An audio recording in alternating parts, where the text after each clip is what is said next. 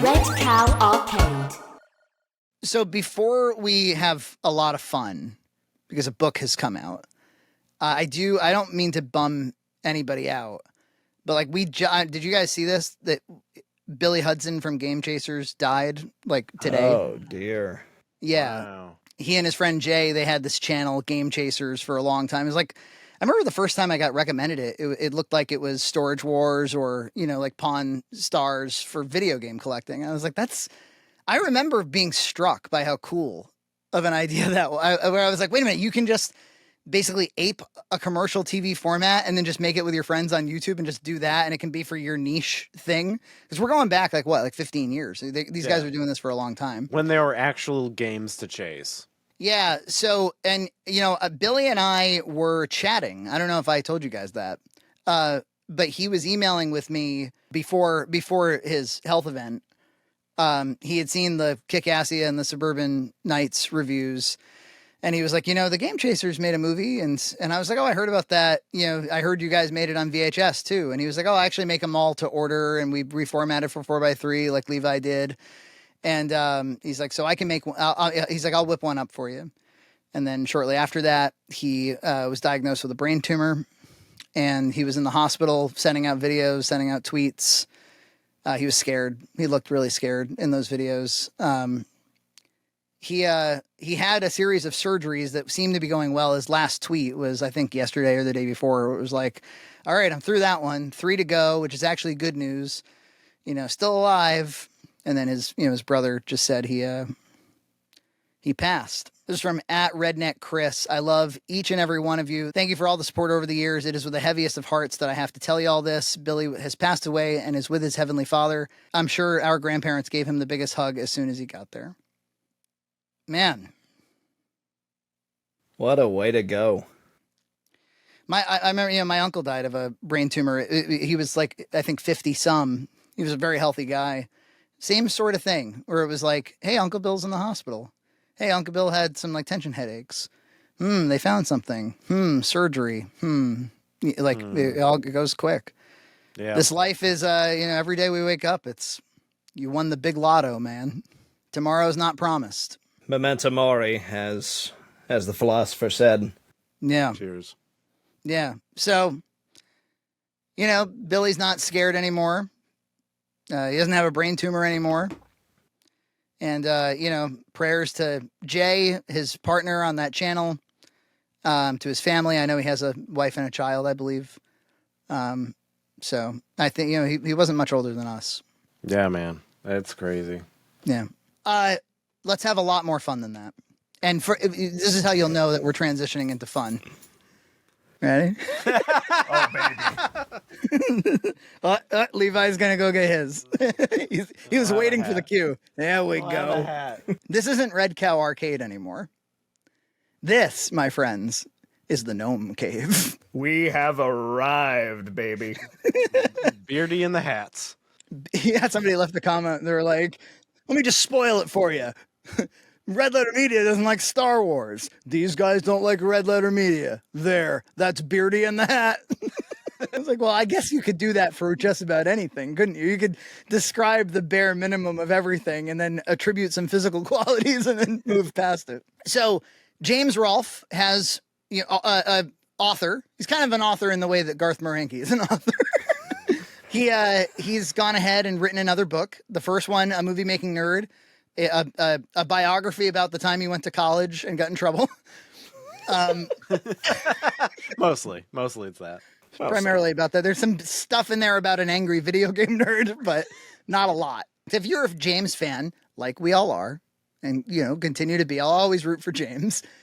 You might remember, like, after the AVGN movie, I mean, this guy, his identity was, I'm a filmmaker, much like all of ours. That's a big part of our lives too. Is we're all filmmakers here. And so you make your first movie, you learn a lot of lessons, you make a second movie. And he was talking for a while like he was going to be making a second movie. And I think probably, go ahead, he'll tell you. Just wait, he'll tell you. The realities of child rearing and all that sort of stuff, prevented him from from moving forward. But he had there had been a video where he was talking about all of his past cameras, and he was like, this is the camera I would shoot my next movie on. Hey, my next movie, I want it to be more like a psychological horror. Hey, my next movie, I would like for it to be like really small in scope, really low budget, so that it's not so hard. But that never really came to pass. He did make the head incident during COVID. You guys, or no, the head incident 2, excuse me. The return of the head or something. The head returns. Okay, thank you. I get head again or something. It reminds me of wrestling. Al Snow came out and he was like, what does everybody want? And the crowd would shout, head. And he would, anyway. That should have, at least that song should have been in the credits for the head incident too. Licensing, man, you know. Did you guys watch Return of the Head? Oh, absolutely. I was there. On set? I wish I was there on set. I could have watched James just sit in the sea of green and just it would have been incredible. It was nicely shot for a James Rolfe movie. I actually thought that movie was better just from a purely cinematography perspective. It was shot a little bit more thoughtfully than like the AVGN movie, in my opinion. But the movie had like no skin on the bones. I mean, this thing was really like, so a man goes insane and he remembers this old memory. Yeah. And then you'll just have to watch the black and white craziness to find out what happens next. And there's just nothing going on. It's always just like, I had like a mood and I made a movie that was kind of my silly little mood. But at the time it was like, he was more tormented by COVID than the average person. Let's put it that way. You know, it hit all of us differently. We all react to things differently. It happens. I mean, James was so broken by keeping that onion in his mouth all by himself. He had to get out there and do something. He had to get it out there and do something. He had to get it down on paper. His feelings. Like so he made that. He made a sequel to a childhood movie. It's a curious decision. He got his book out there, but then I don't know, 2-3 years ago, kind of like in the thick of the whole, like this dude doesn't have time to carry on. He put out a video. And he was like, remember how I keep saying I want to make maybe a horror movie, maybe a simpler horror film? I keep talking about this. Well, that's not going to happen. I don't have time. I have kids. And he was quite specific. He's like, and don't give me money. Money can't buy time. In other words, like, you can't like fundraise me out of this one. I will not be swayed. No amount of bribery will get this movie made.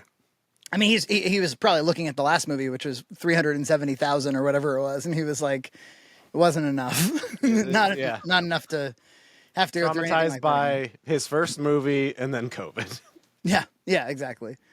So he was like, instead, what I'll do is I'll sit here and I'll pitch the movie to all of you, or or at the time, I think he said like, I'm going to tell you the first act. Now. And the movie, he didn't have a name for it at the time. He was like, I don't know, maybe I'll call it Gnome Cave. Maybe I'll call it The Dragon. I don't know. Maybe I'll call it Pinewood Park. I don't know. It might just be called Gnome Cave or Pinewood Park or something like that. Memory Slain was one of the other titles that was thrown around, apparently. That's awfully precious. Memory Slain. This trip down memory lane may turn into trip down memory slain. Will your memories die with you? Or will you die with your memories? You know, and in his pitch was relatively faithful, and we're going to talk about that as we go through the book. But his pitch was relatively faithful to this product that he has now released. So the product is what would you call it? A novella? That's a novella. We can be charitable. Right. You know, a short book, 95 pages. Yeah, on the Kindle edition. On the you're right. You know, it's breezy. We've been saying if you read it thoughtfully, it take you about 2 hours. You know. Yeah. So it came out like today, and everyone was reading it, and they were like, "Oh, could we talk about it for the pod today?" I was like, "Oh no!" Like in my delusional mind, I was thinking that this was like a real book, and I was like, "I can't read a whole book today." And then like when like people were like, "Oh, I'm done with it," I'm like, "Oh, okay, so it's not a real book. I forgot." It's an essay by James Rolfe. It's an essay. It's short, and he put out an announcement video last week saying, "Hey, that story, I've adapted it into a book. And you know what, guys? Now that I think about it, really, I'm not a filmmaker. I'm at my core, I'm a storyteller. So this will do. And what I've discovered is this thing called books. Never really had thought about them all that much before this experience. But what you can do, and stay with me on this, Dude.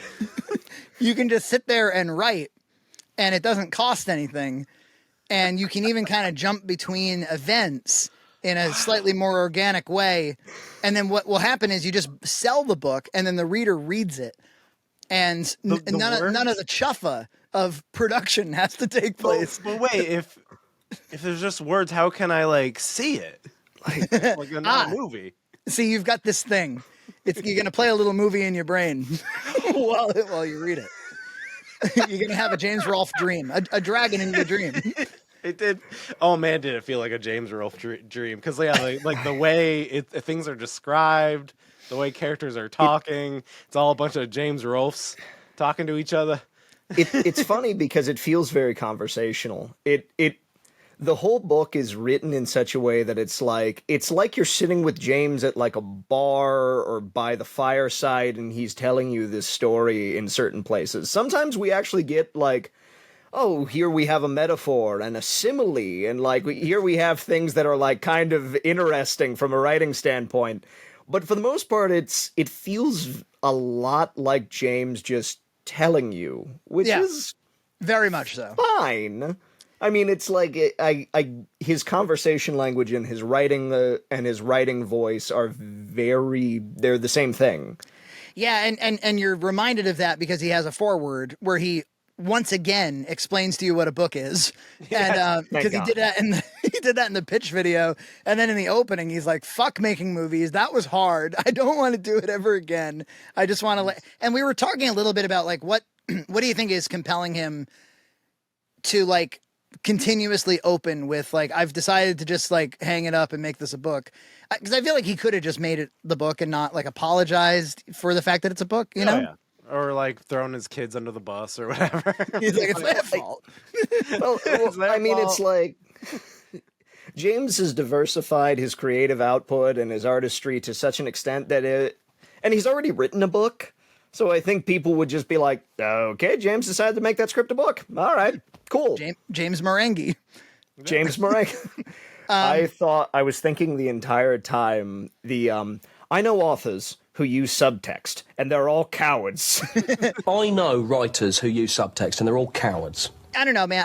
I think he may have discovered somewhere along the way that he doesn't really like making movies all that much. And, that's okay. It's just really interesting because the whole, like, I made 500 films thing, and I went to film school, and I'm really a film guy, I'm not a game guy. It's just interesting that he discovered somewhere along the way. He's like, well, okay, when I have to make a real feature film, like, that sucks.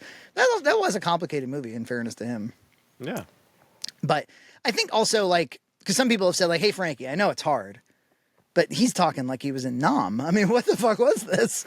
And I'm like, I think James thrives at home with Mr. Bucket and with like the tripod, the stop motion tripod and stuff. Like, I think he likes the backyard thing.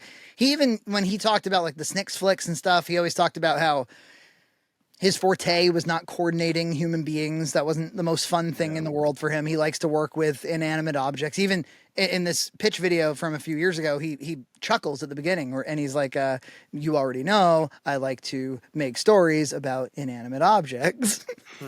But this is not about an inanimate object. No. This is about an amusement park. Did you guys notice in the foreword, his commas, he overuses commas, and it's because the speech is pausing the same way he speaks? Or was I just putting my impression on it? Very good point. When Professor Bimmy is talking to us. I gotta read, I'm gonna read an excerpt and see if it's real. Let's say you have a story to tell. It starts as 1,000 random little ideas, all shaken up together in your brain. Like a bunch of creative kernels, they begin heating up and popping. At times, it can be distracting and all-consuming. It has to come out. Anyway, it goes on like that a bit. There's lots of pregnant pauses. He said something about like his ADHD brain. And I was like, what? You've been watching TikTok, Jimmy? What are you talking about, an ADHD brain? I don't know. Maybe he's just accepting diagnoses. Who knows? True. Maybe he's just being literal. I just accept it. Listen. He has that cuckoo's nest brain. It happens. It's a great movie, though. But yeah, absolutely. he likes his tropes, doesn't he? We'll talk about all that. Okay, so why Levi? Well, he read the book. That's impressive. Well, all three of us read the book. Yep. So nobody out there has to be fearful that like we're the EJ, let's face it, like bitched out and didn't read the book. Yeah, I didn't. No, I had a lunch break, and I kind of dreaded being absorbed in Bimmy during my lunch break, but I read it basically all during my lunch break. So Yeah. that's great. And Levi has his YouTube channel, Your Captain Speaking. And what does he do over there? He reviews fiction, and honestly, often short paperback fiction that are filled with genre tropes, right? Yeah. Not that different. Well, it was enough that when I saw that the book was releasing, I legitimately contemplated. I'm like, what if I just make this the next episode? What if I just do it? And I'm like, hold on. I like recommending people good books. And I don't know what this book is going to do. Yeah, I'm not sure. So let's hold off a little bit. Let's hold off a smidge. But it's like, yeah, I mean, it's short. It's kind of punchy. It's it's trope driven. So like maybe it fits the format. So it was.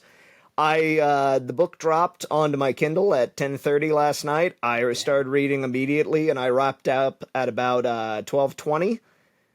And I just had to talk about it. I just had to get it out. Yeah, I read it on the train into work, and a little at lunch, and then I was done. First impressions. Well, let's start here. Years ago, when we all had short shorts and not hats, we said, hey, you know what he should do? He should just hang it up. If he doesn't want to do this stuff, don't do it. And then just do whatever. Follow your whimsies. Chase your dreams. Do whatever you feel like doing. And he kind of has. He does Rex Viper, and he does the Gnome Cave. And So good for him. he took our advice, and then from there, And he made 3 sales between us all. So. That's right. So so we're still giving him our money. We've been doing that. That is for roughly years. $13 in Big Ryan's pocket. Big Ryan's Big Pockets. Big Pocket fan, by the way.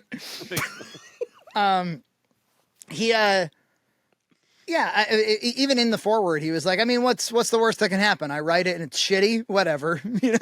So he's I think in the right spirit to write this, right? At the very least. He said that he gets, James, he starts thinking about the meta of it all. And so he was like, well, it's common that like it still could be a movie, but now it would be an adaptation of a book. But if I made the movie, I'd be adapting my own book, a James Rolfe book adapted by a James Rolfe movie by James Rolfe. That's all in the foreword. I'm like, okay. Thank you. Yes, you could. Yeah, the forward does just feel like it feels like I've had an intrusive moment into the mind of James Rolfe. Like it's just kind of rolling, and you're like, I'm not sure where this is going, but It's like he has to justify the book to himself. He's not even talking to us. I think, yeah, and that was something I was wondering, was because people were like, why do you think he keeps making these excuses and stuff? And I was like, if he's anything like me, and he is, he probably does have a lingering guilt, feeling like he's letting somebody down. We were expecting you to make content at some clip, whatever happened to the movies, and so I think he pours it on a little thick, where he's like, well, I can't just leave my family and make a movie right now. In fairness to him too, like because I haven't made a feature since 2013. Well, not a fiction one anyway. We made the documentary. Truthfully, there's not a lot of like exhibition options for indie. Like there used to be. Like film festivals were a thing before COVID. DVD sales kind of were like a thing. Like you could do something there. There was, and you might say like, well, you just put the whole thing on YouTube or whatever. It's like, well, no, people don't watch fiction on YouTube. YouTube's just simply not a filmmaker's format. And then, there's a million streaming platforms where they're not going to dump your $8,000 budget movie onto their platform. So like your options are a little limited with this stuff now.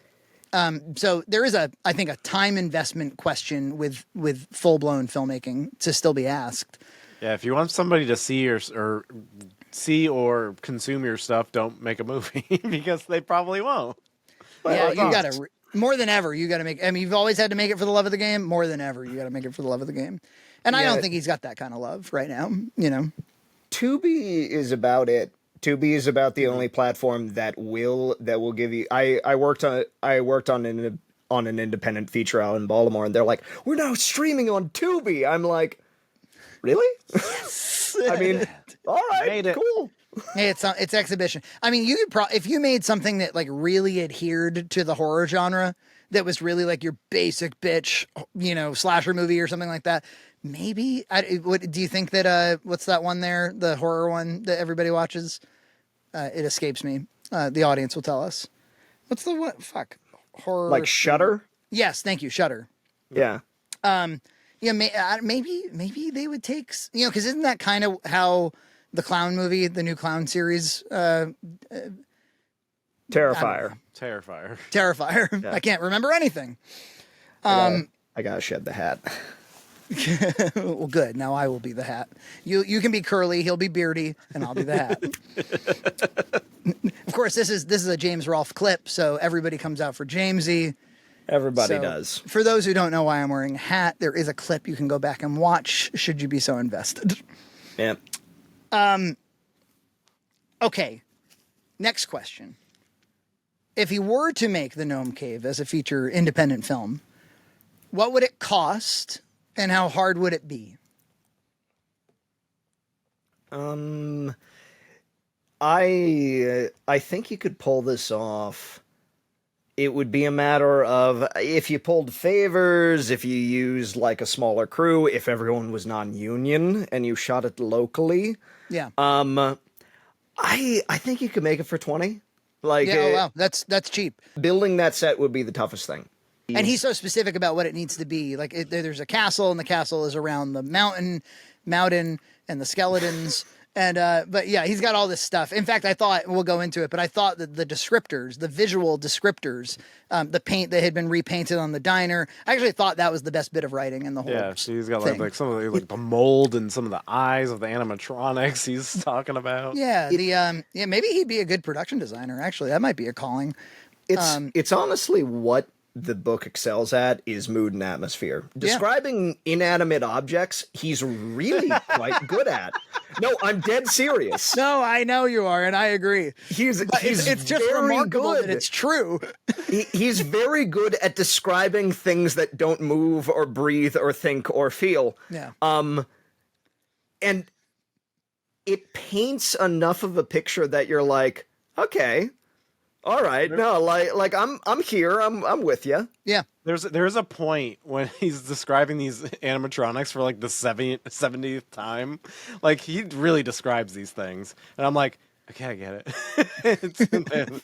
Well, yeah, I'm sitting. Well, I'm sure the audience will want to know the story. So once we tell the story, we can start digging into some of those details. I was thinking in terms of budget, because indeed, there's the story takes place at an abandoned amusement park. Primarily, I would say something like 70% of the story is at the abandoned amusement park. He's quite specific about what it looks like, so you'd have to build it. I think you'd have to build it, right? Like, in other words, I don't think you would find another abandoned amusement park and kind of adapt the screenplay around that. Although that's what I would do as a filmmaker. I would be like, all right, it's just as well. I mean, as long as it hits most of the same beats. But I think even with building it, pulling favors, free actors, and all the rest of it.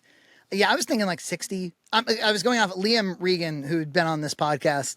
He made his film teaching Mrs. Shit. I forget this movie's name. But his second horror movie looks really slick, and it was made for 60. But he shot in the UK. Maybe James has to go shoot in the UK. Maybe. Well, if he actually shot in New Jersey in his backyard or whatever, and he could save himself a lot of trouble. Empty lot, and got somebody ought to email. You know how he responds to email. Somebody ought to email him like, you don't have to shoot in California though. If you shoot like around your area, and you do it over the course of a summer, and it'll end up being like 20 shooting days, but you do it across 4 or 5 months or something, it won't be that bad, dude. Like You just hire Matt from Red Cow Entertainment to make some miniatures.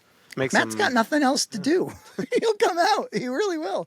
Well, Look, it sounds so cruel, but an independent filmmaker's fuel is to find creative people that don't have a lot going on any given month. They're honest to God. Like that's always been my bread and butter. Like they'll help because they're kind of like looking for a creative project to hop onto. It's not really that hard to find people. And, we've always talked about his people management skills obviously aren't there. And so I think maybe like getting others to come in and help him make it happen is not really an option for him. And so that's part of what makes it so difficult. The only reason I shoot low for the budget is because everything is so decrepit.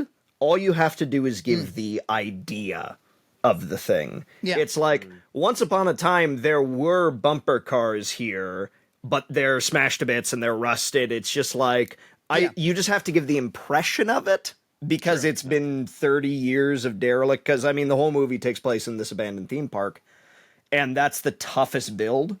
So you don't have to make things look perfect. You just have to evoke the idea of them. Yeah, I think all the exteriors before they go into the Gnome Cave itself, you could cheat a lot of that.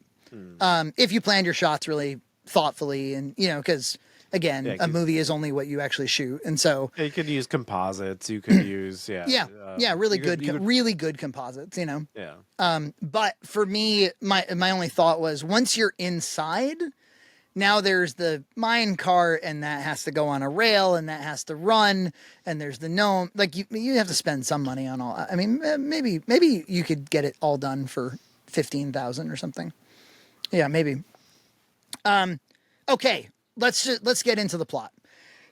I'll try to summarize it. You guys tell me if I'm missing anything critical. Our main character's name is Dante, which in his pitch video he was like, let's just call him Dante, and then he did. Excuse me. Dante, when he was a child in New Jersey, he used to go to a theme park called Pinewood Park. And it was like a local, trying to, here in New Hampshire, we have like Storyland, I think it's along, Canopy Lake Park, maybe more along those lines. And famously, there was a ride called the Gnome Cave, which had been, we later learned was repurposed a few times. Like it had been re-outfitted and reinvented. It started with like dwarfs and more like medieval stuff, and it turned into and there's even a discussion in the book about like spelling it with an F versus VES for dwarf, which was also very James Rolfe, but I actually kind of appreciated it. I kind of liked it. Legend had it for these children. The kids were maybe 10, right? He said somewhere between childhood and adolescence. So let's call them 10, 11, 12. These 4 kids, Dante, Bruce, Adam, and Kate. With a C. Kate with a C and an A and an I and a T. Weird way I think he misspelled Kate. A little different. I think he doesn't know how to spell Kate. Yeah, I don't know. Maybe it was based on somebody. This Dante main character, he's really keen on going on this Gnome Cave ride because even though it's childish and kind of it's a small world-ish, at the end of it supposedly is this absolutely horrifying dragon. So horrifying that the ride was built to split off. And if you decide that you're too scared, you can bring the mine cart into the exit early. He goes with his friends. He chickens out. He feels incredible, sort of, autistic young James grief over something that really is no big deal. I don't know. It reminded me a little bit of like the way he described himself in Movie Making Nerd, where he would really like perseverate on problems. Right. I don't say autistic to be defamatory. I mean like that perseveration thing I was kind of getting from this character. He's like really obsessed with this like one bad social moment. So they make this vow. They all join hands like some kind of satanic ritual. And and they say, we will see the dragon. Yeah. It's like, it feels very like, discount Stephen King or something. Very. Yeah. I was thinking that the whole time. Like, except no, they didn't gangbang Kate. No, they didn't gangbang in the sewer or whatever. Except in my story, nobody gets gangbanged. Yeah. Nobody will go into her gnome cave. Yeah. We cut to Dante, age 40. He is a rundown trucker living in perpetual dread and torment. His mother, who he still lives with, a la the Joker. That was kind of what I thought. She's on the brink of death. She's guilting him over things like you never had children. And she dies, within the course of a page and a half or so. And it's her funeral that is the catalyst for bringing the friends who I guess he has not been in contact with since childhood back to, he wants them to come to this funeral. And he goes through some creepy means. He puts like notes on the windshields of their cars, including the woman's, to come to this thing. By this point, I'm already thinking, I'm like, this Dante guy's a little creepy. Yeah. He's trying to hide it a little bit, but he's setting it up. They all come out. He's able to then persuade them to go to this diner where they discuss what happened as children. They all forgot about it. They're also in midlife crises of their own. Kate had some kind of a run-in with a burglary that has been on her record, and she's been very, as he puts in the pitch video, she's running from her past, while Dante is nothing but nostalgic for his past. This guy, Bruce, is, this big, Biff Tannen type, except he's nice, but he's a prankster. He has some office job. I think the way that James described the office job felt very like, okay, James has not had a job before. Yeah, not had a job. Yeah, Since the 90s. Well, it has a little bit of the energy of like, you ever watch those short films where it's made by college students and both people are 25 and they have a 10-year-old son and they have the meeting at the job. Yeah. Totally. When it's like, get me 50 copies on my desk. It's this ridiculous idea of what an office job is by someone who has never worked white collar work or blue collar work. He doesn't know what an office job is. Bruce has to make paper copies of things post pandemic. Yeah. So that's a good segue though into for some reason the pandemic is shoehorned into this thing. They were like, he's like, the mom got really sick, after the pandemic, and things have never really been the same since the pandemic. And I'm like, wait a minute, let me just go over the timeline here real quick. So he was 10 when this like traumatic dragon moment happened in my dreams. And then at some point he like lost his friendships with these people. And I guess he never made anything of himself. He became a truck, no disrespect to truckers, but the book paints it as though his trucker job is mostly a failure. In other words, he never had a vision for his life. So they don't explain that. But then it's like, yeah, but since the pandemic, I'm like, well, the pandemic was like 3 years ago. So like you're 37. I thought that this was strange. And in the pitch video, he goes, oh, I'm actually still thinking about whether or not the pandemic has anything to do with this story. Yeah. I'm still wondering if it does. Yeah, it's mentioned weirdly a few times, but he's like, oh, it's like the pandemic was like a portal where everyone got older at the end of it or whatever. Yeah, I don't know. And then the catalyst is he finds like a photo, the Polaroid, right, of them in the cart, the mine cart. It's like, I guess it's one of those things where somebody takes a Polaroid picture of you as you are leaving the Gnome Cave. And he like looking at it, like, this was the last time I was truly happy. Even though he had a bad time. Yeah. I kind of get it. Like, it's this, well, let's layer it on, it was like, it was so uncertain, and for a lot of people, it's like, oh, we're all stuck inside, and it's the apocalypse, and my mom is getting even more sick, and I can't see anybody. So it's like, I kind of get it where it would make somebody kind of circle back a little bit to, I just want things to be okay. Yeah, but you just need to tweak it a little bit, just a little bit, where you just be like, things were going along and, whatever, develop the character, develop the circumstances, and be like, and then the pandemic happened and I really stopped seeing people. And I already was lonely and things weren't going well for me. And then ever since then I gave up or something. You know what I mean? Yeah. Like let it, but he made it seem like that was the actual like event. Yeah. the way it's written right now, it just feels like James is coming into the book and be like, I really didn't like the pandemic. Yeah. That's, It feels that way. Exactly. Okay, so he has the Polaroid. He reminds them all of what happened. They barely remember. He's like, hey, just over this way is where the park used to be. And it is, it's the abandoned park. He's having these kind of haunting images of children who used to get popcorn and this kind of thing. And spoilers, by the way, for anybody who doesn't want to pay the $3.99. And I hear that the paperback is coming shortly, but there's something about how Amazon is having tech issues.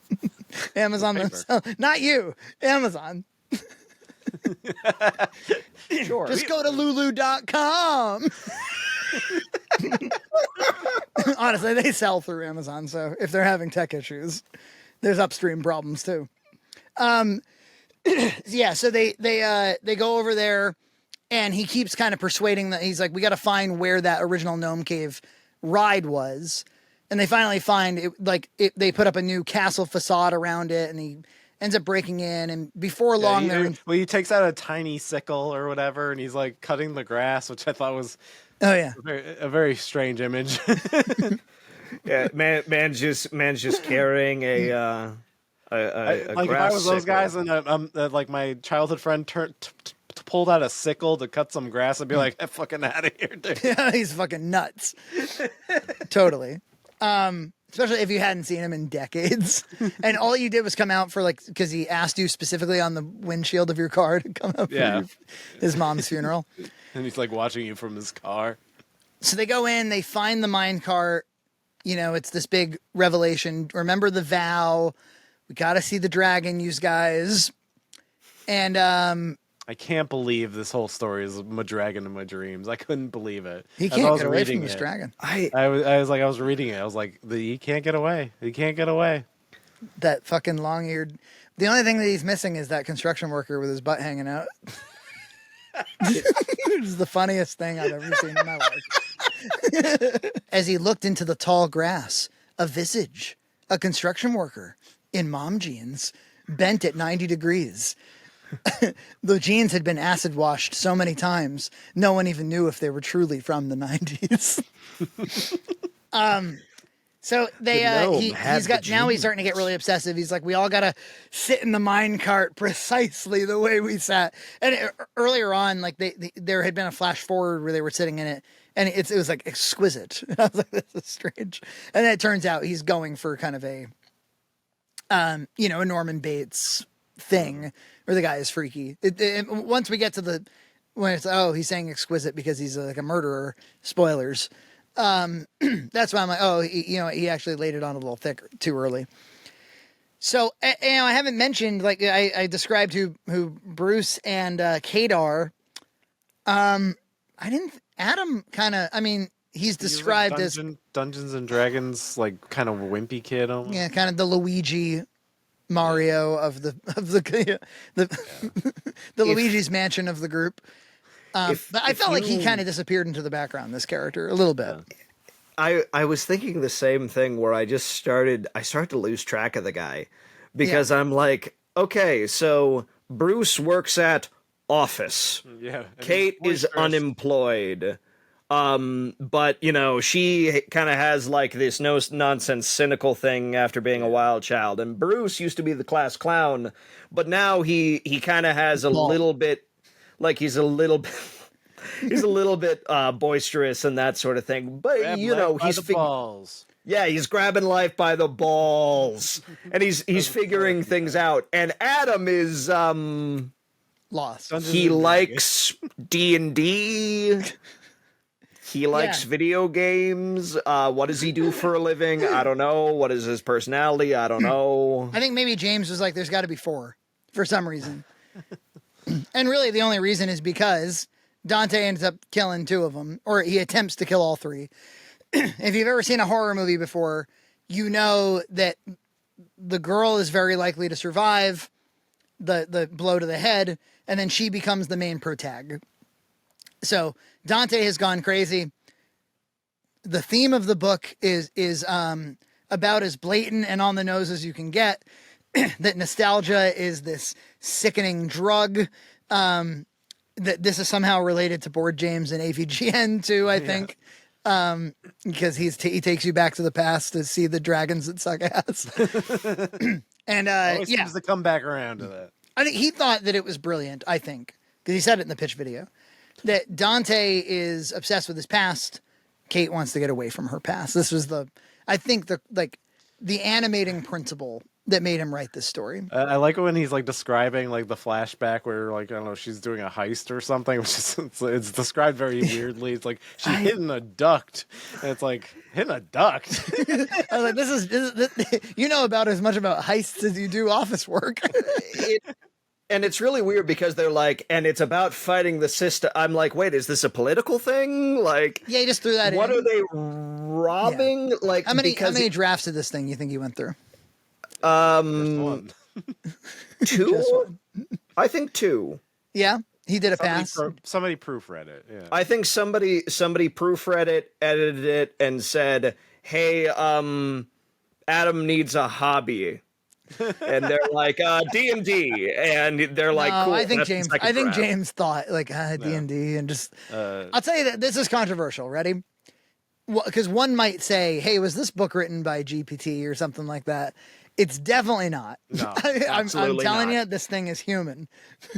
This thing is human. Yeah. Oh, there's one point when he's like confronting Kate. The dialogue goes back and forth, and it sounds just like a special episode of AVGN where he's like confronting himself in the future. Yeah. You know, like, and they go back and forth, and it's like, oh, it's about time and escaping nostalgia, and it's like the rhythm is exactly the same. It's actually beautiful. Yeah, it's him. It's him, all right. So much so, this is the hot take part. I think GPT could have helped. I think that GPT used tastefully, not to write anything for you, but to help you with some sentence structure here and there, to help you with like, hey, I think maybe like, here's my page. What do you think? Like just a little bit of feedback. I don't know. Anyway, it's the AI difference between lying and embellishing. Yeah. Yeah. It's like, yeah, I mean, we can beef up a little bit of this and we can beef up a little bit of that. And where is Kate? What is she robbing? Yeah, like maybe GPT army of police is used. It's like an army of cops pours through the door. It's like, where are they? What are they doing? So here's where the story, in my opinion, goes from like, all right, to like, what? To what's happening? So Dante kills the two men 60% into the story. I measured it. Yeah, via Kindle. like it all happens in the same chapter too. Like the two men are killed in the same page. Yeah. So because he hits Kate over the head, and then he like quickly kills the other two men. Let's go to the club and wall. and here's what's kind of interesting as well. This is this kind of goes throughout the entire book. You can feel that this is an adapted screenplay. You can feel it because it's a very like it's trying to do enough description that you can see it in your mind, but not enough that it gets like that we make it hell for the production designer and the casting director. So it's like nobody's really described, nobody's like physical attributes are like really hazy. The way that the deaths are, there is onomatopoeia, bang, wham, slick, like and there's not like the knife entered the neck and it severed the spine in one. It's just the 60s snicked. Batman. This is the 60s Batman. Yeah. Well, he gets it done. He kills these guys a little quick for my taste, to be honest with you. I would have liked to see Bruce struggle a little bit more personally. Yeah, a little bit. Yeah, I would have liked a little attention there. That would have been nice.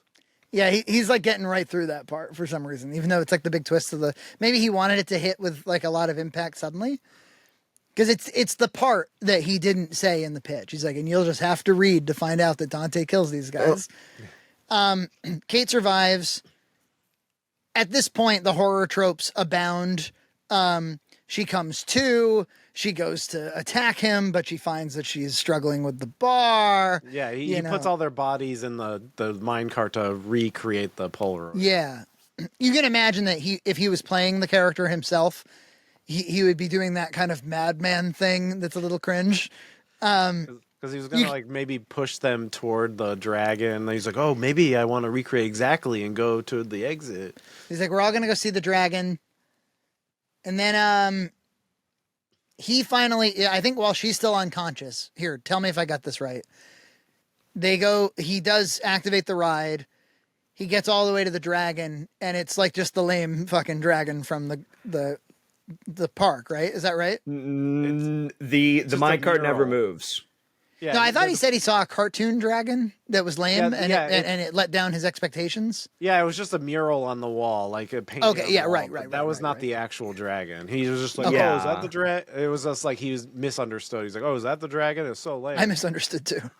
Well, yeah, where he gets out of the minecart and walks in. Yeah. Okay, but continuously in the book, the character will be like, and it made me ponder expectations. They always let you down. It sucks to get old. There's a lot in here about like it sucks to get old. It's dreadful to get old. It sucks to be bald. Your hair's Yeah. Why can't I have more hair? Why am I so fat? Yeah. No, like Bruce makes that observation several times. It's like, oh my God, I had hair. Yeah. So, it was certainly on my radar that was being talked about. And then, yeah, she comes to, they struggle, right? Yeah. There's some combat. A little bit. Yeah. And then He ends up- she runs to the exit and he goes toward the dragon.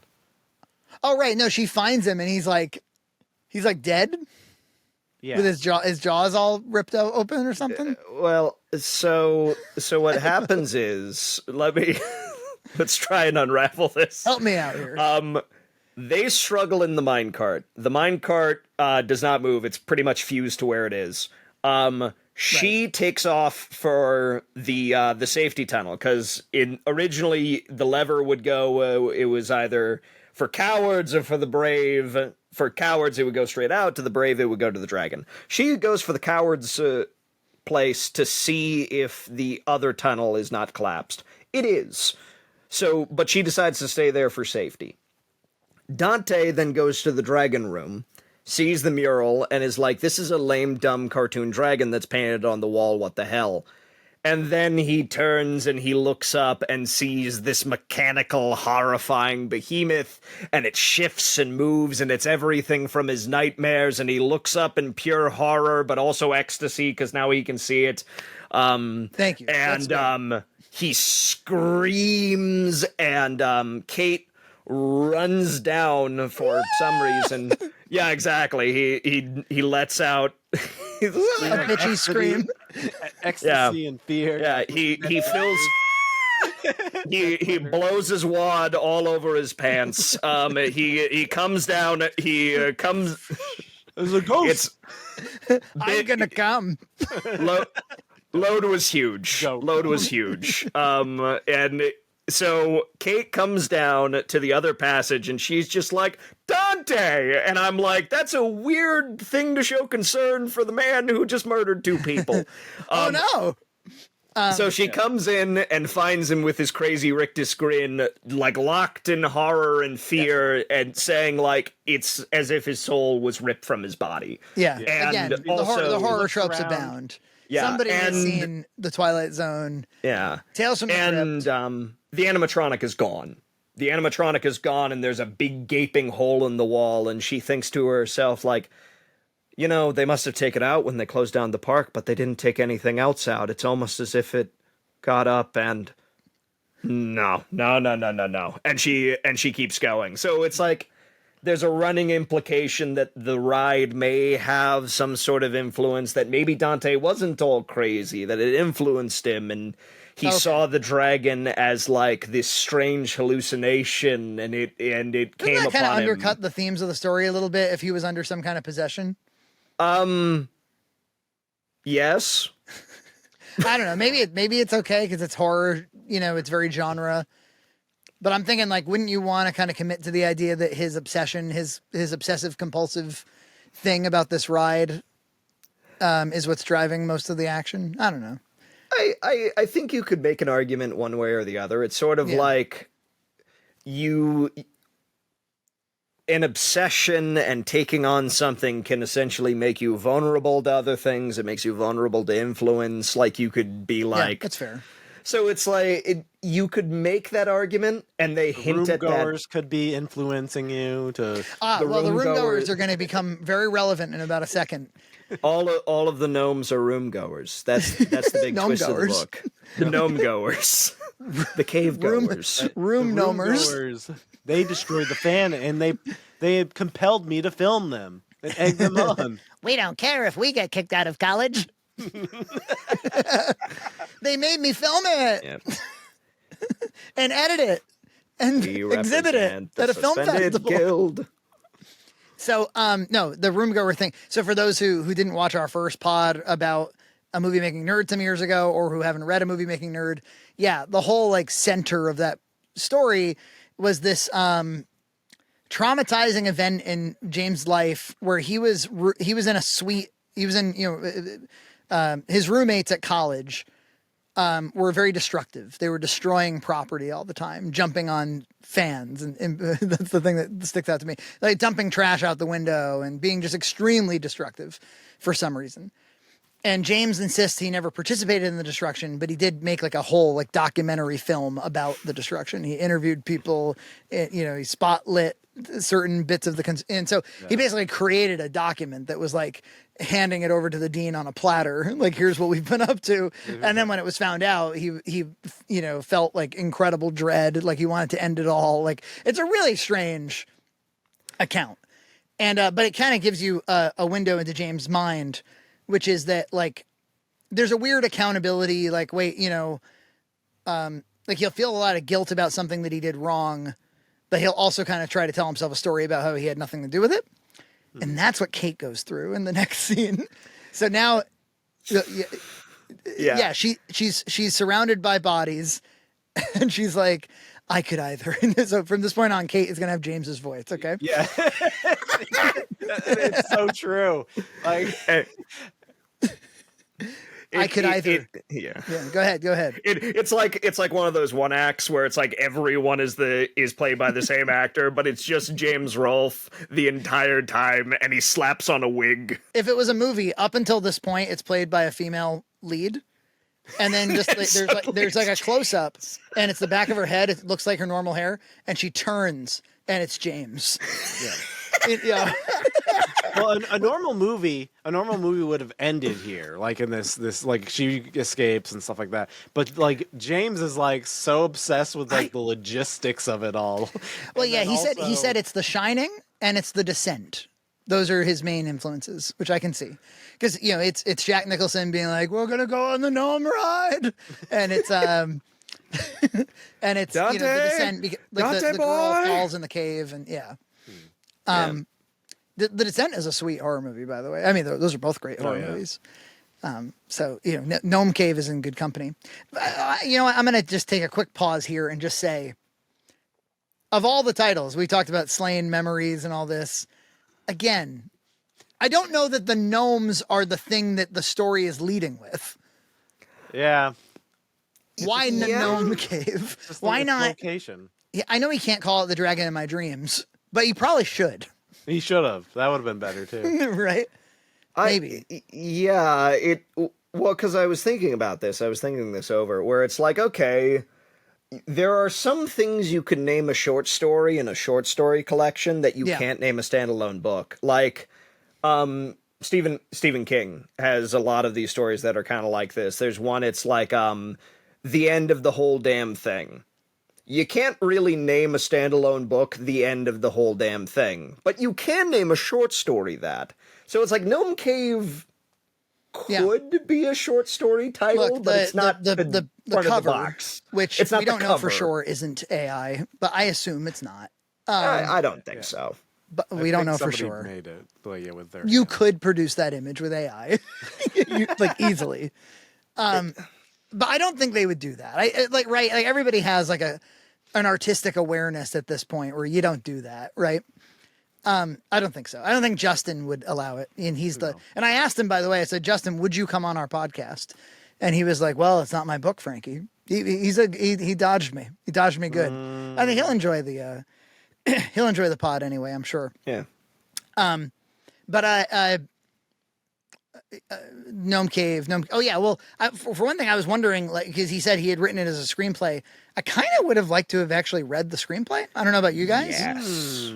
Yeah. Right. Like, just read the screenplay. Publish a screenplay. He could have done it both ways. Like, here's the screenplay and here's the short story adapted. Yeah, you could sell it for a few more bucks and make it longer and just throw the screenplay at the end like an appendix. Yeah, I was about to say, if you want to beef up the release, like, just include both. Yeah. Like, heck, get the artist who drew and or generated the cover to make some stills or something. Like, just really beef up the package. Any notes you have, just be like, listen, this is the Gnome Cave Compendium. Yeah. Yeah, exactly. And maybe you throw just the roomgoer story at the very end. Because it's long. It's much longer than this book, as a matter of fact. Yes, it is. The cover itself looks very Goosebumpsy. It looks like Goosebumps Horrorland. It looks like Goosebumps, Egg Monsters from Mars, Phantom of the Auditorium, Night of the Living Dummy, Say Cheese and Die. It looks like that. And I got to tell you, it reads like that. Now, I don't think that the intention, although didn't something on the Amazon listing say 12 to 18? It says young adults. And yeah, it it's that. Yeah. I got to tell, I actually think Gloria could enjoy this and be a little scandalized by it and find it kind of smart and interesting because she's 8. They do say balls. Other than that, there's no swearing. No, there is. What do they say? You killed them, you fucking asshole. That's fine. That was the only one, though, right? There's like that whole there's a handful of rant, like Kate is screaming at Dante like, you killed them, you fucking asshole. Bruce says like, yeah, there's like lasers and tripwires and shit. I'm not sure why Bruce is Alex not Jones, done that, but because honestly his book's a little too dumb for should have adults. embraced his inner R.L. Stein and made it. I mean, and that's it works in such a way that it feels almost Fear Street, which was sort of like the next level up for R.L. Stein, where it's like, hey, you're too old for Goosebumps. You're in middle school now. Totally. Like, I don't see why this couldn't work for something like that, but it does make me wonder if this is like it was a young adults. It's a young adults book. Yeah. Like, I mean, that was the George Lucas defense. Like, it's for kids. It's a movie about space wizards for children, for babies. It's a movie about swords, but it's also about fathers and sons, which is actually really quite sophisticated. It's about democracies and it's about the Viet Cong, but it's for children. What the fuck are you talking about? There's false flag events. But I actually do think it would work kind of well for age 10 to 12 or something. Swearing aside, or tone it down a little. You can get away with the hell damn crap. Bart Simpson's favorite selection of swears. But the only thing that wouldn't really work for the kids is this like fear of COVID and fear of aging, I would say. That's a little too like, I'm bald and fat. Like, I don't know. Do kids connect with that? And so it ends with Kate. She gets out of there. She's like, oh, I don't want to go back to prison because I have a record. So do I call us in? So she gets home and she destroys all the evidence, clears out all the phones. I was looking for, did she dump the bodies? I was looking in the text. No. Because they just locks them in the cave. They never, but they never recovered the bodies. Yeah, so she goes back and they just bulldoze the thing, and there was no news story. They would find bodies. She assumes that in James's brain they can just bulldoze a whole amusement park and they won't find bodies. They would find bodies. James's argument is that it's like they didn't excavate, they just essentially went over the top of it because it's a castle now. Like it's a castle, so it's not a cave, so they wouldn't know that it went under because for some reason they don't have the plans or the land history or anything, so they just bulldozed over the top of it and everything got buried. I think that dead bodies have a way of announcing themselves through stench, animals, the fact that people are looking for these dead people in the first place and conduct searches. Yeah, that was one of the weird things is that like all three of their cars are at the same diner. And Kate's like, yeah, I had dinner with them and then nothing else happened and I went home. Yeah. And yeah, because all of their because this is so James too. He's like, "Oh, I used my credit card there, and they did too." And it's I'm panicked. I'm panicked. I'm like going through all the information in my head. You know what's bullshit? Bodies, dumping them.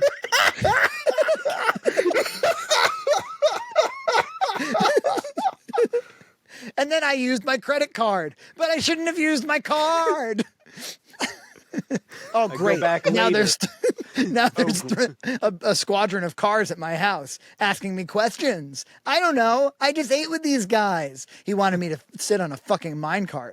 And I never even got to see the dragon. That's bullshit. But yeah, she go back goes 50 through, years later and there's a shopping mall. she goes through like a total James crisis about getting caught. Very room-goers-esque is my point. Yeah. But she doesn't get caught. And then it jumps forward in time. Now, help me here with the timeline, guys, if you were paying closer attention than I was. I think it said it jumped ahead 10 years, right? 20. Oh, okay. Because they were calling her elderly. She's now 60. And, okay, she's 60. He's like this old woman. I'm like, well, I don't know how old 60 is, but she's well into her 60s. Yeah. Okay. Yeah. First, it jumps a few years. She goes back. It's been bulldozed, and then it's like 20 years, and she's 50. She's living with her sister and her nephew or something, and then he goes into those details. And then she goes back, and there's like a shopping center, and she's like, oh, I can't believe. Yeah, he's like, she's been living with her nephew and her, or the aunt and his sister and nephew. And she, it's weird because Kate is like just as worried about what happened with the burglary incident as she is this incident. It feels like, yeah. And then the book ends at a half Starbucks, half Chinese restaurant. I think they're like kitty corner or something. Like I'm just not sure how it's relevant. We're getting into like crazy details. I'm looking. It is funny though. It's like it's a fun detail. It must be something he's been to in real life. He probably saw one and said, "Well, so that's the thing. It's the future. So this is all the rage in 20 years." Oh, I didn't think of that. It could be like in Firefly where people are like dropping in Chinese words all the time. Yeah, exactly. Like everything is a little more Chinese than it used to be. Yeah, you can get a coffee and a wonton at the same location. Everything's a little more Chinese now, which starts to make him have a certain kind of psychosis. Then she goes help me with what happens next. I could not. I read it 2 or 3 times. Like, what? She goes into the Chinese shop and she sees a dragon and she's like, "Oh no!" But she's never seen the dragon. Yeah, but it's on like the Chinese mural or something, right? Yeah. And she's like, it can't be. So essentially she's been turning this over with the guilt and like the I don't freaking know if they'll find them again, and I'm trying to put this behind me. She goes to the shopping center. She realizes that it's like, oh my goodness, it's all gone. And then, like, in a moment of, I want to pay tribute to them, she tips the guy for the coffee as a way of, like, paying the ferryman, so to speak. That's so true. That's my interpretation. James does not make that connection. Good interpretation, yes.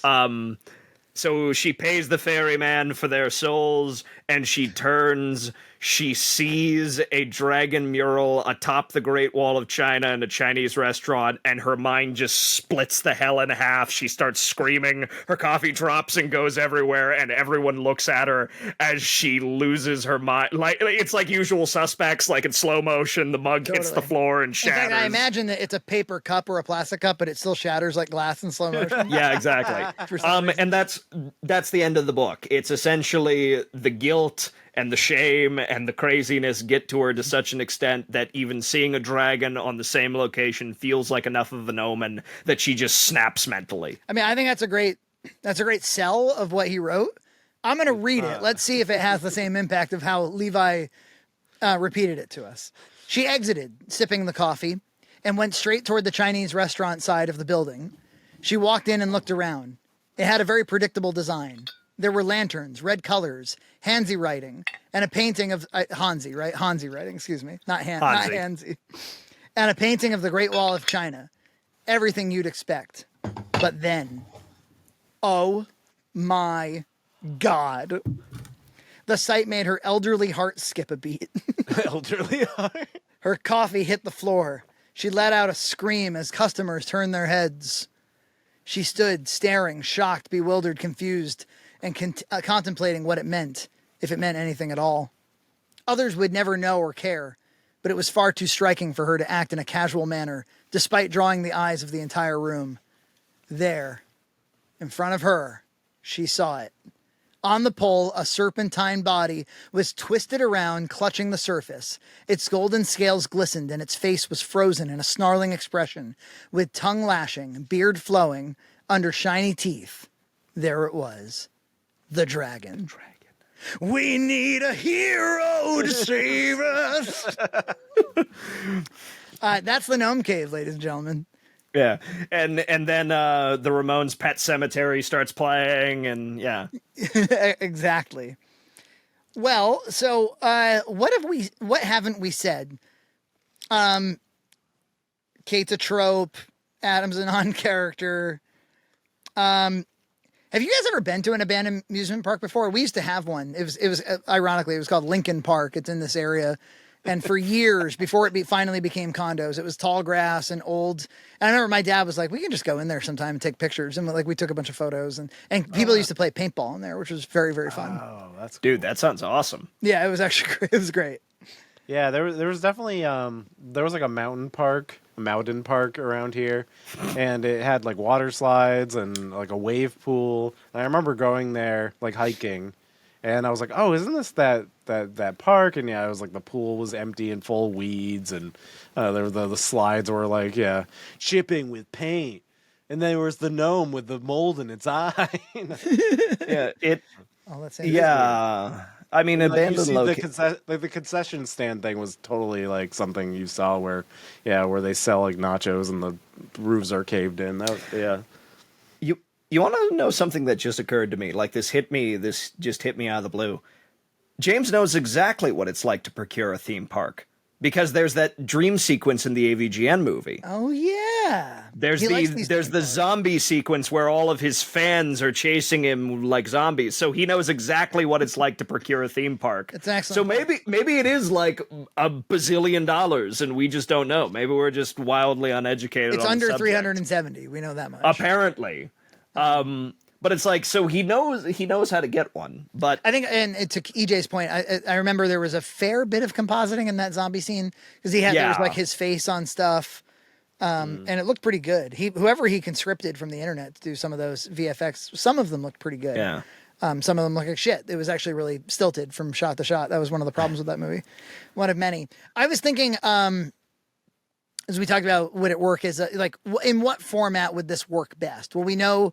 For younger people, it would work better. I was thinking maybe a visual storybook, or a visual comic, the type where like there's just kind of like light animation. It's mostly just illustrations of things, but like maybe there's just kind of like a little bit of, that like subtle subject animation, and you could have a narrator or somebody could do all of the voices or something, so it felt like it was being told to you and it wasn't meant to actually be like brought fully to life. You know what I mean? Yeah, it's like a webtoons type thing where it's like you have the multi layers and ooh, the arm sways a little bit. Like Isn't there like Exactly. a Watchmen? The Watchmen has a few. Yeah, Watchmen has motion comic like that. Yeah. Yeah, motion comic. That's what I think that would be a decent. You could get a cool artist to make this. I don't know. Like there was like a VHS commercial on YouTube early in the story that Dante sees to remind him of the park, and like a lot of the motion comic could have, could be like highly stylized in that way, perhaps. Or you get the Craft Keeper. And then you get a lot of fog machines and soft lenses. Yeah. Dowels per minute. My biggest complaint, the reason I think this would, I mean, first of all, I think if you film this, it would be like a 55-minute movie. I mean, it would be quite short, probably. Yeah. Unless you really drew out a lot of the atmosphere and stuff, which he would. But I was thinking that, like, what's missing the most, outside of the nitpicks and some of the other things we've already described, is I just feel like I don't really know the characters all that well. I think that there needs to, like, basically, because he was saying in the pitch, he was like, that's the first act. I was like, no, it turned out that was half the movie as he wrote it. It's half the book. I think it needs a first act. Actually, it doesn't really have a first act. It needs to, I need to like be in Stephen King fashion. I need to be kind of brought up to adulthood in a more full way. If Dante's life really is in this much disrepair, I need to understand that a little bit better. Yeah, this whole thing with Kate crawling around in ducks doing burglaries, I need to understand that a little bit better and understand why she's, that could be an interesting character. As it's written, it's just a pure trope. Like she's a little damaged and she's going to be the sole survivor and stuff. Think of Stephen King and It, the damaged girl. It's this one too.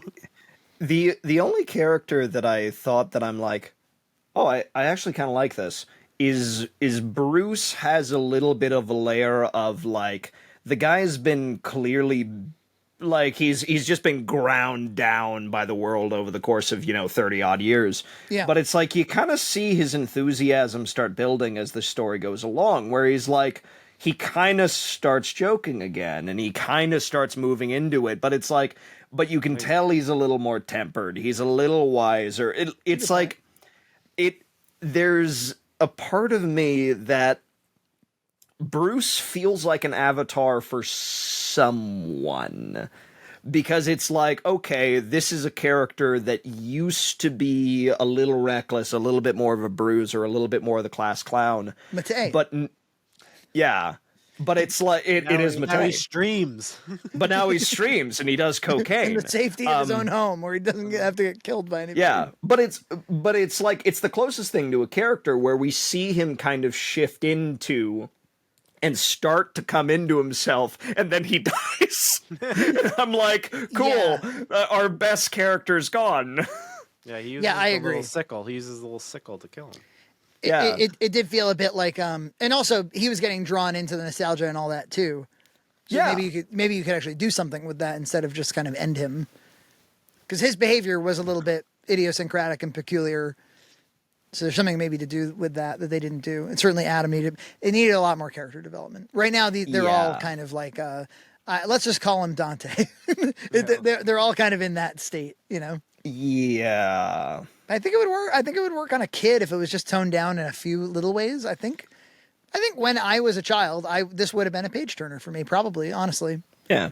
I think it's one of James's strengths is that he's kind of like, he's a very broad communicator. I think like people of all ages, people with ESL, I think like people understand James. He speaks in a simple way, Yeah. And it kind of goes back to what I was saying earlier about so much of the prose feels like he's describing it to you. It feels like a campfire story. Like it's where the logic can kind of compress a little bit, and it's where like it feels like an old school ghost story in the way that it's like, oh, they can be kind of vague and they can be kind of like they can be a little bit wishy-washy, where the details don't have to quite be ironed out. The problem is that this is a novel that you're selling for $4 and we're not camping. But he was like, I'm going to tell you a story. So in his pitch video, he was like, that's what I'm trying to do is just tell you a story. Which he does. Yeah. He does. And he does so with competence enough that I didn't want to whip my Kindle across the room. Well, this is a good question. Was this a better read? I'll ask you two questions. Was this a better read than a movie making nerd? I would say it's like a more consistent product. Like the movie making nerd feels like a few things stapled together. Half adolescent journal, half autobiography. Yeah. Cliff Notes autobiography. Or 30% autobiography. I think I would. I mean, I did find like the AVGN movie chapters and stuff pretty interesting. Yeah. If I had to go, but then, yeah, you're right. Like I don't want to ever read about the room goers ever again. And I'd much rather read this over that. It's interesting, isn't it, that this book basically has no comedy or humor? No.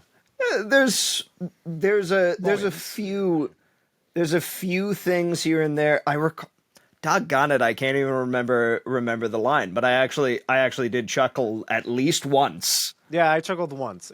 He was talking like he was Dante, and I think he was in the cart with his dead friends, and he was like, "Oh, they're like ravaged by like this and this and this, and they're dead." Like it was just the way, the way he like listed it was just very funny. Like, yeah, the problem is I can't get them into the right position, and of course the ride doesn't look the same, and they're dead. So that's like it's something along those lines where I'm like, okay, like that's. But generally that's pretty speaking, funny. it's kind of macabre, From no, it's played very straight. I mean it feels a bit like a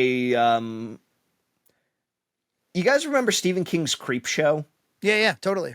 It feels like a Creep Show segment or a Tales from the Crypt. Tales from the Crypt, yep. Yeah. And Tales from the Crypt was often R-rated, and yet it had kind of that "Are you afraid of the dark" feeling to Are it. you afraid of the dark? I think this fits in. Honestly, if this was produced as one of those, you wouldn't be like, "Oh, this sucks." No, you wouldn't. Like, it was a Tales from the Crypt episode. Yeah, it opens with the Crypt Keeper saying, "So let me tell you what a book is."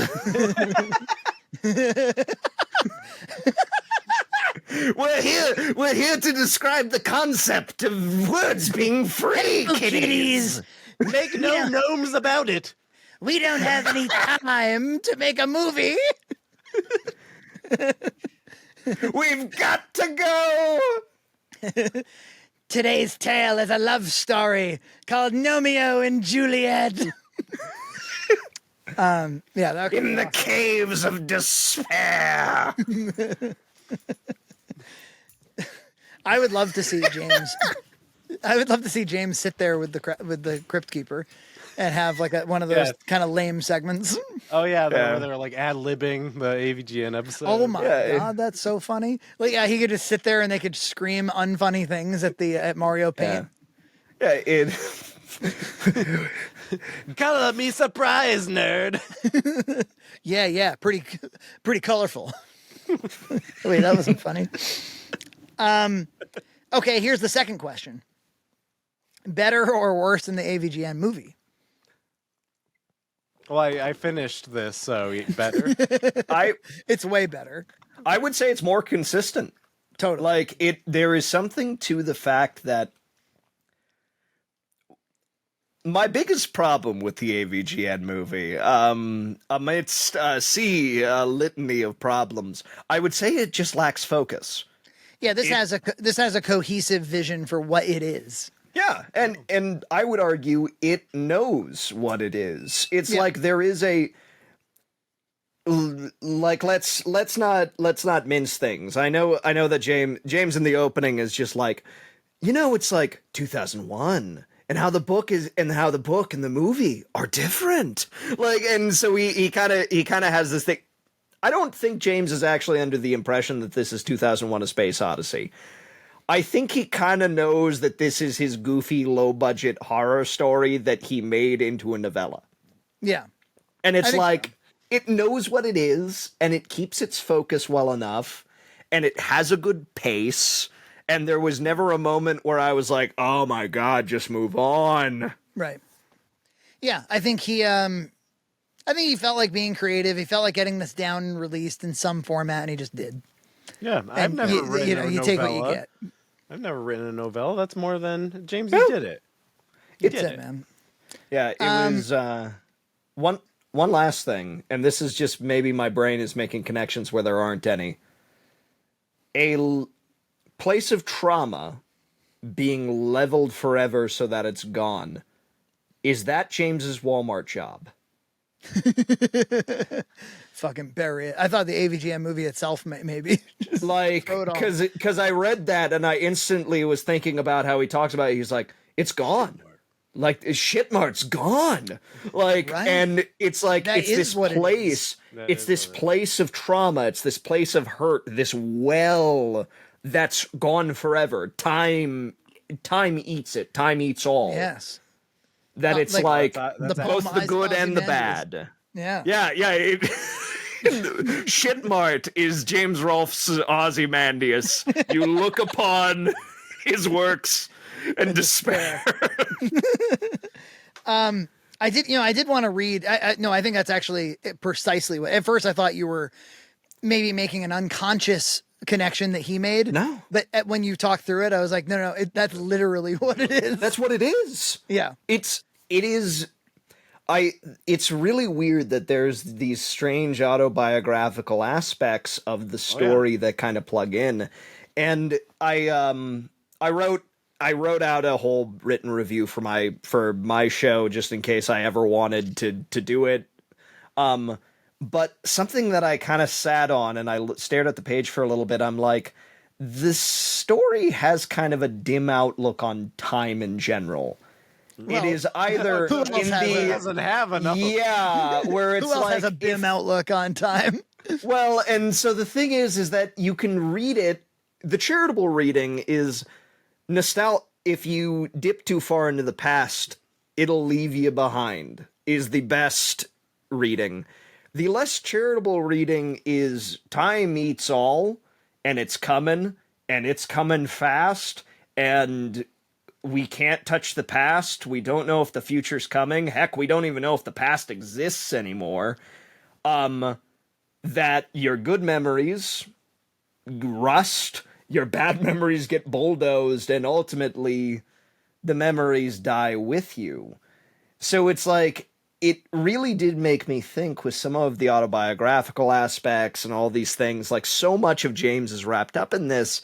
It did make me wonder if there is some dark part of himself. There's something in there that it's like he knows the clock is ticking.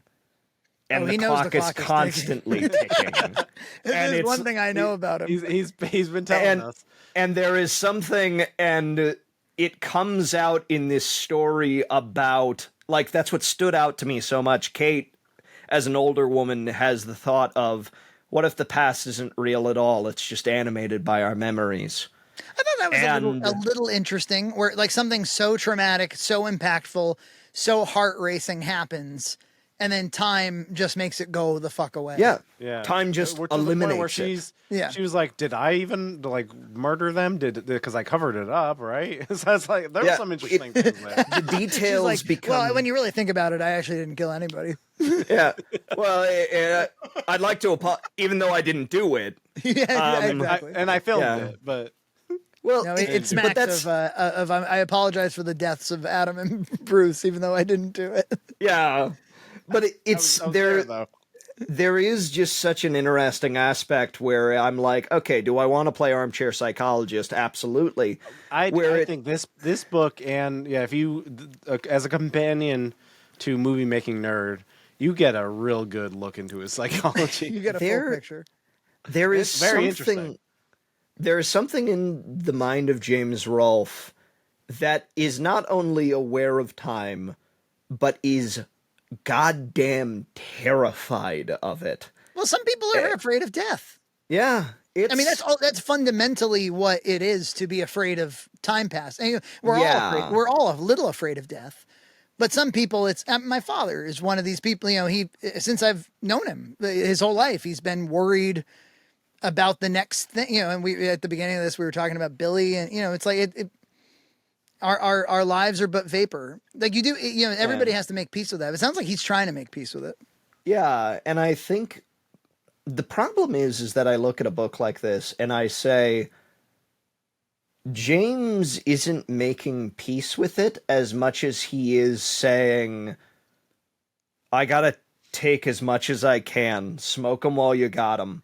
No, I'm not spending the next 7 years making a movie. I'm spending it with my kids. No, no, no, no, no, no. Yeah.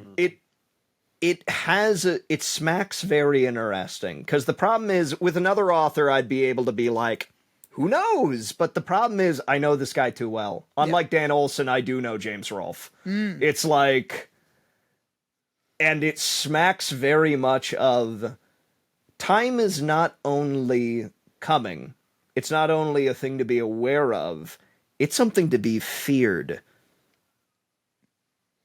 Look, we know this about him. Yeah. I don't know where it comes from precisely. I'm not really sure.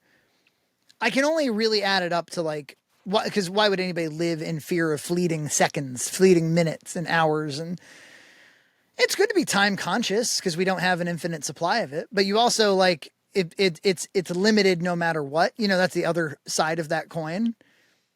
So like you can't treat treat it as though it's infinite. No, of course not. Or in other words, you can't bleed extra seconds out of a second. Yeah. Something like that. Well, it does just kind of make you think a little bit, where it's like, at the base of the fear of these characters, and if we want to play psychologist, at the base of James Rolfe is a fear of time and whatever is around that corner that you can't quite see. It is both time, it's time, the future, it's the dragon, it's like...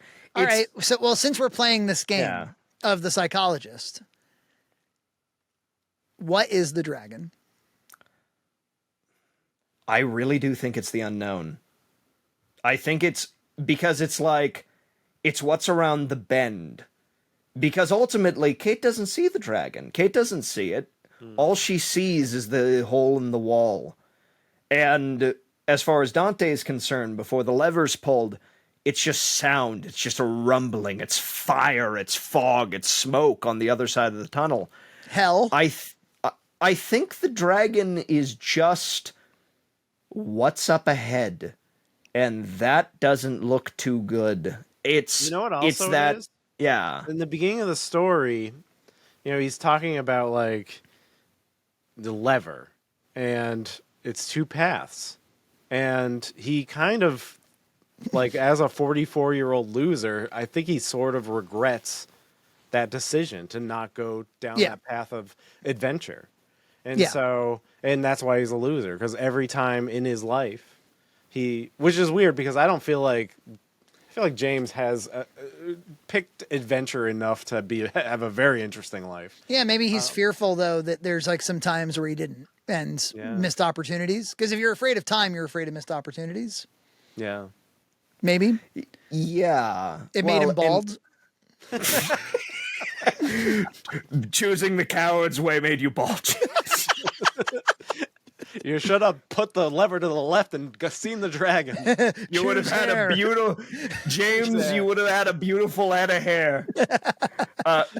That Mortal Kombat hat would have just been covering your beautiful, luscious locks.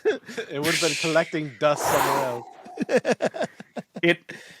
But that's the thing. I think it's just fear. I think it's fear of the future. It's such a bizarre thing because it's like, what can a man who is paralyzed by the present, who is ground down by the present, afraid of the future, longing for the past, which he doesn't even know it exists, but is constantly aware that the future is barreling toward him at a speed he can't predict, and it's fire and wind and the roaring of something he can't see. He's trying to go backwards. It's where like... the shitty games suck ass. Yeah. Go back.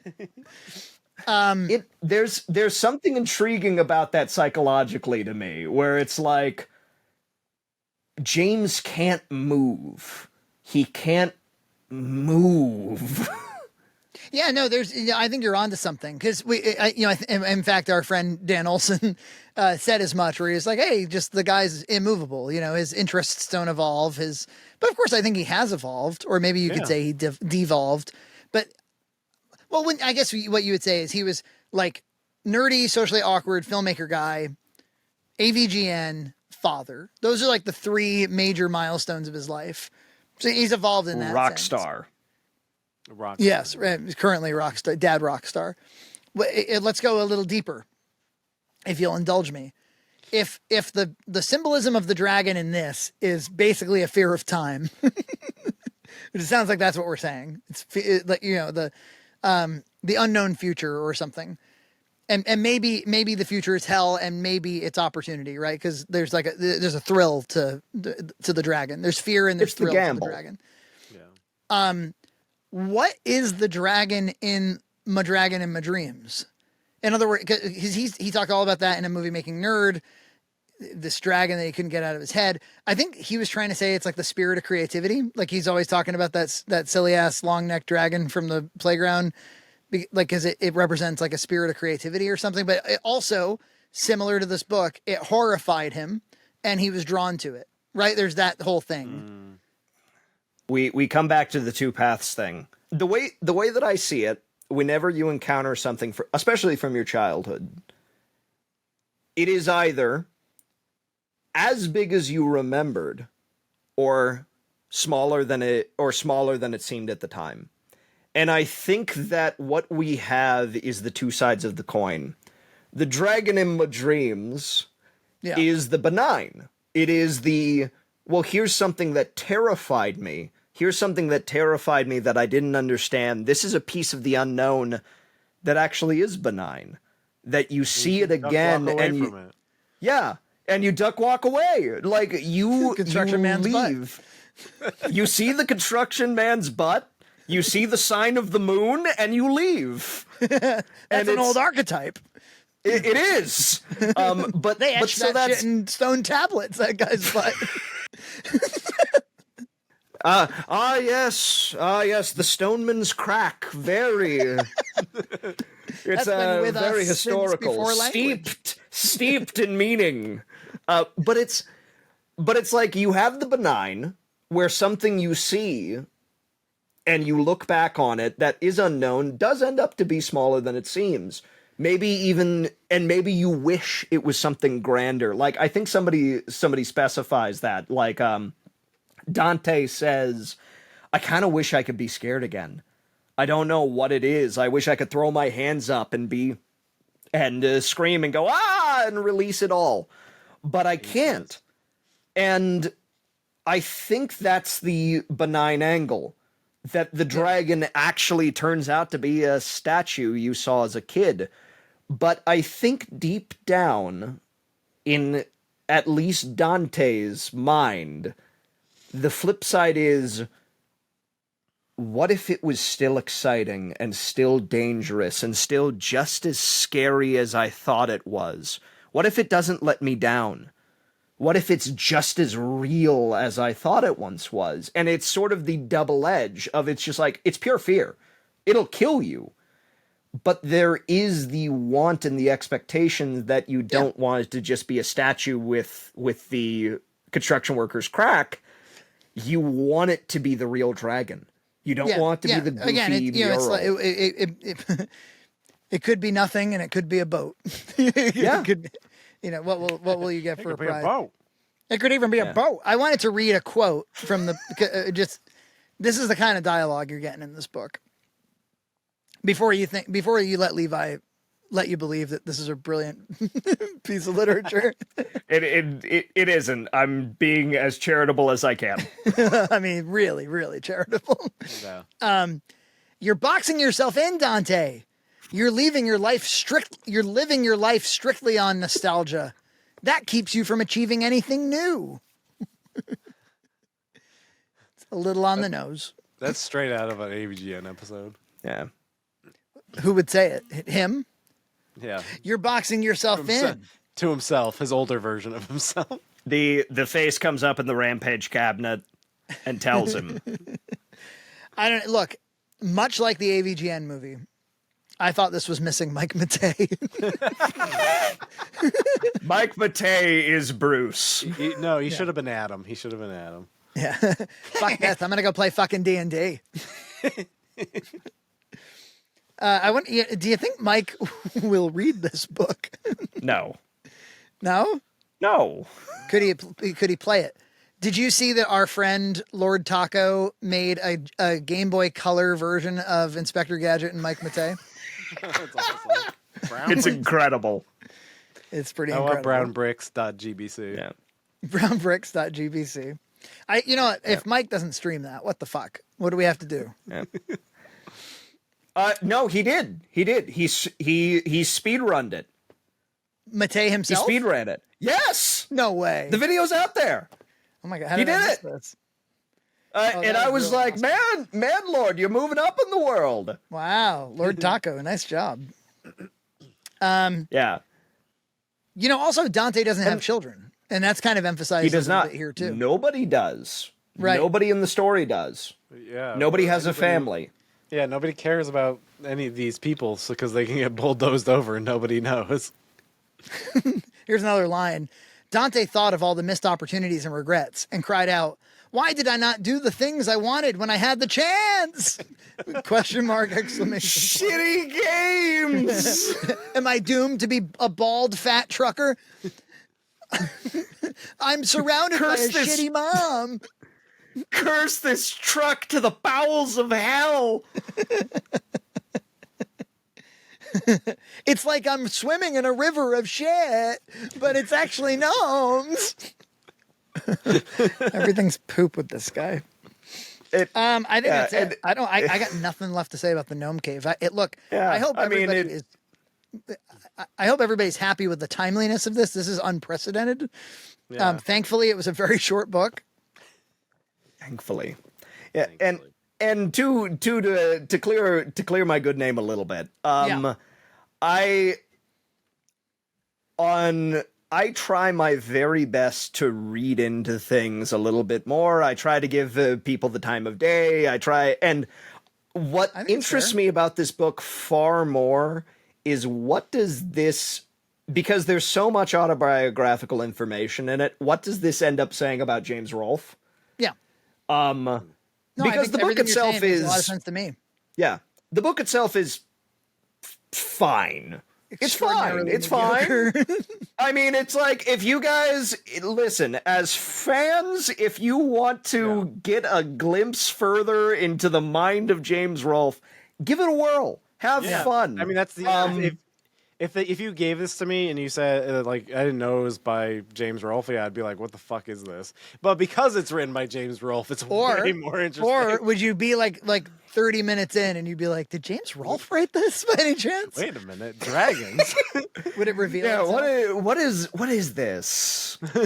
The only other well, I mean, honestly, the thing that I can totally give it up for the book is those descriptors, those the faint smell of dope and the carnival. Like the book has, I think, a really great sense of place. And not every book has that, and that's totally here. Like I feel where they're at, No sense of character though. Yeah, it's all atmosphere, and like the characters are cardboard. Well, it's like a still life where it's like, wow, this is a nice rendering you can kind of step into, but the characters have no faces. Yeah, it's like there's I was nothing. thinking that visual motion comic thing might be best. Because you can paper over that a little bit if you had to, but you could also just write an extra half hour into this thing and build it up a little bit. Yeah. I don't think it's a foregone. I think there's some let's put it this way: could you make a really cool horror movie about nostalgia as a drug? Sure, I think you could. Yeah, it's like there's some idea here that's kind of novel. I think. Well, and it's what makes me wish that this was just a published screenplay. Because it's one of the things that I think about with it, where it's like it paints a remarkably good picture, and it makes you say, okay, I know what you're going for. In the same way that a screenplay is kind of sparse, where it's like an acting choice or the wardrobe department would actually fill in those gaps. You flesh it out a bit, yeah. But as is, the problem is it's just an adapted screenplay, where if you just gave us the screenplay, all is forgiven. I mean, heck, throw in the head returns and the script for the head incident in the back. Yeah. And I think it would be a pretty decent package that people would be willing to pay for. All my shitty. All my shitty games. He said something in the foreword that was, and we'll end on this, I thought was a little peculiar, which is he was like, he said something about perhaps someone will want to help get it made. Now, we know he said, hey, this isn't about fundraising. It's not, money can't buy time. Is he looking for somebody to adapt this? Yeah, he's looking for somebody else to make the movie. To make it? So Should we Frankie, I was about to say, so Frankie, what you are announcing as your next feature is Gnome Cave. Yes, I'll be speaking to Justy about the rights. And we'll be reworking this a lot. Matt will be making the sets and the miniatures. And... If somebody came to me and they were like, do you want to make his Gnome Cave? Like he'll fundraise for it and you make it. Would I consider it? Yeah. I would I would consider it. Because I actually think you could actually adapt it to be quite a bit better. Yeah. You can fill in the gaps. You can fill in the gaps. Yeah. I would consider it. It might be, plus I'd get such a kick out of like, we've got a little bit of notoriety for clowning on the guy and then like we make his movie, and become partners. I mean, it could be funny. I would consider it. There's enough scaffolding to build on. The scaffolding's there. It's just a matter of expanding. Yeah, you have to make it. I think you'd have to figure out like who are we making this for? Are we trying to make a really cool, innovative, original horror film? Are we trying to just make a cool genre piece that has some interesting themes? Who are we targeting for the demographic?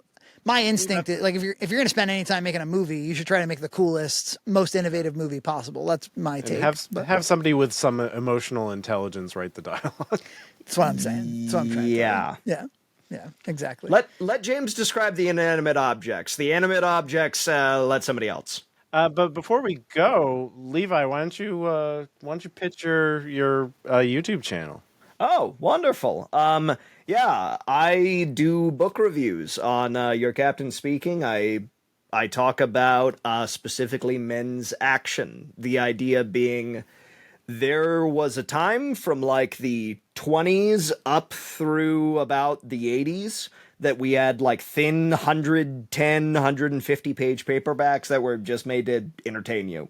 They were quick, they were punchy, they were fun, and it's enough that you could read them on an airplane ride or a bus trip or anything else, and they're largely simple. Sometimes they're formulaic, but they're a lot of fun. So I get to talk about characters like that you may have heard of, like James Bond, Conan, Philip Marlowe, like a Private Eye archetype. They're fairly compact. I try my best to make them like as breezy and easy to digest as possible. And my hope is that more people can start reading short fiction. Honestly, if James wants to write more novellas at this length, at this capacity, and they get better, they're right in the range of what I usually cover. Are you going to cover are you going to do it, move forward with the review of this book? I think you should. I just might. You have to. I'm debating, like, because that's the thing. I've been debating back and forth. It's like, do I release this publicly? Do I not? No, you have to. Listen, do it. Levi, just a couple weeks ago, for the 100th anniversary of the original Phantom of the Opera, has an original print and screened it out your way in South Dakota. Big, awesome event. You covered a bunch of it, and you plan on making, by marrying that footage with a review of the original book, like a cool Halloween video, I think. Is that still on your docket? Yeah.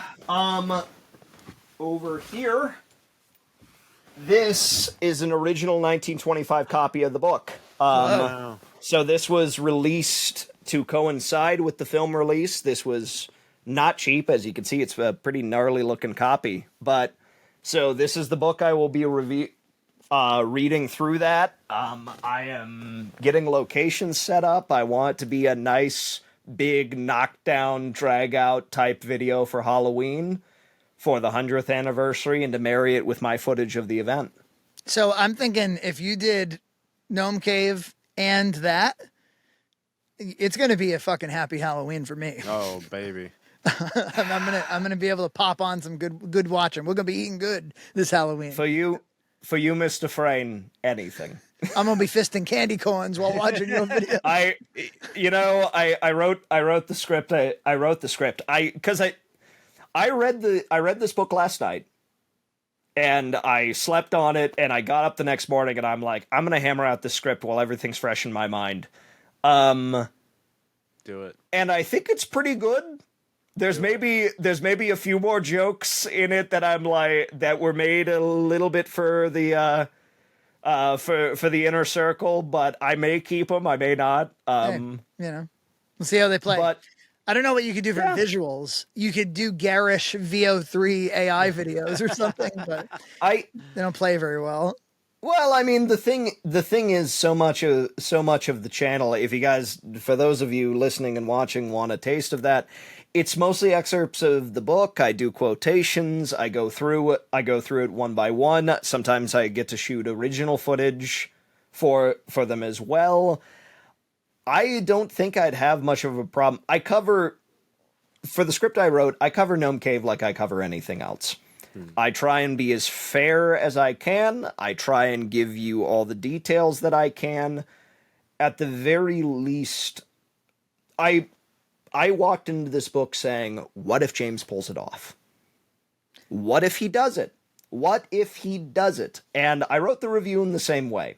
I try to be as fair as I can. Well, he's got, there's a good chance if you make a fully produced video like that those dudes are going to watch it because there's only 4 or 5 reviews on Amazon right now. 28% of them are 5-star, 27% is 3-star, and 45% are 1-star. And the only ones that are written reviews are 1-star. They're titled "The Dragon of His Dream." Man. It's all like Cinemassacre truth, people. They seem like they're a little bit more earnest. More of an appetizer, not a main course, and waste of time. Because of the chance of them actually seeing it, there is one joke I wrote into the script that I may remove. It's about how fat Justin is. Well, because I'm like, nostalgia can lead us to do very strange things. It can lead us to buy products that don't make sense anymore, looking longingly at boxes and cans of the past, or it can lead to more horrifying results, like being friends with Ryan Schott. I'm like, okay, we could probably excise that. If that's your most evil joke, I think you're going to be okay. Well, and that's the thing. For the most part, I tried to keep it TCT free. I'm like, listen, boys. I love all of you at the Cinemassacre Truth, even though you say that my shirt is unbuttoned too much. I like.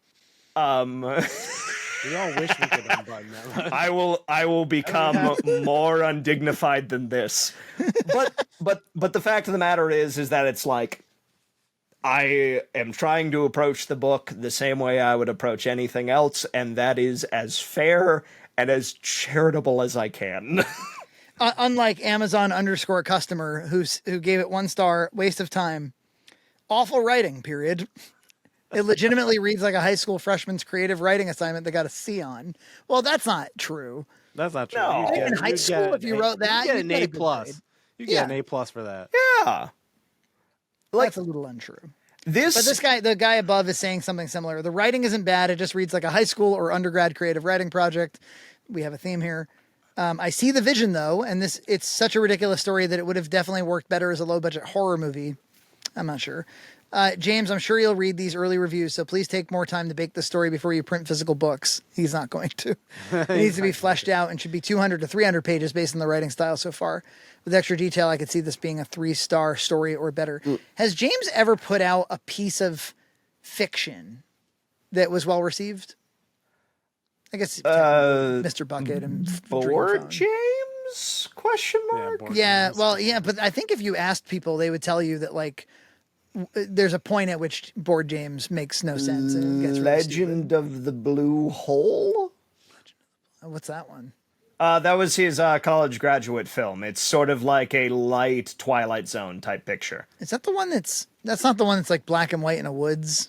No. That's Deader I the Better. I see it. Wow, you know what? I don't think I've ever seen this somehow. Yeah, it plays like an old Twilight Zone episode. Like it kind of had like it plays off of the Jersey Devil and a few other things.